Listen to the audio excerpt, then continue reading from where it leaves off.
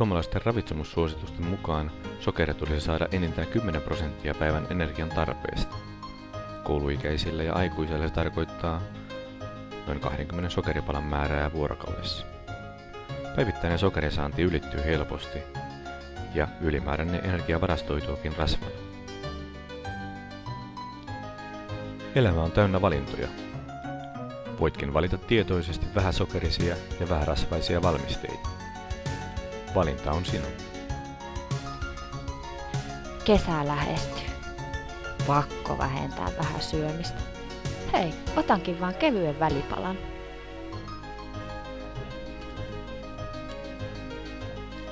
Söin juuri lounaan. Taidanpa ottaa pelkän kahvin. Herra jestas, kuinka monta palaa laitat sokeria kahviin. 4 palaa sokeria kahvikuppiin kuulostaa paljolta, mutta katsotaanpa mitä niin sanottu terveellinen välipala sisältää. Sokeroitu jogurtti, 8 palaa sokeria. Energiajuomassa on 28 palaa sokeria, eli niin sanotussa terveellisessä vaihtoehdossa olikin yhteensä 36 palaa sokeria. Ostetaanpa illaksi jotain hyvää. Katsellaan elokuvaa ja napostellaan. 200 gramman suklaalevy, 40 palaa. Maukasta juotavaa, 1,5 litraa, noin 60 palaa.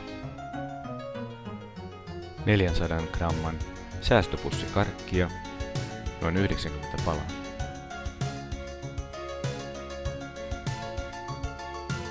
Hyvää naposteltavaa, 190 sokeripalan verran.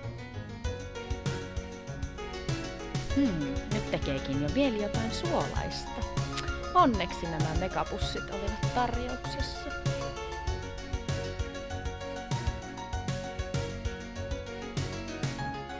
Niin, edullista suolaa ja rasvaa, 12 voinapin verran.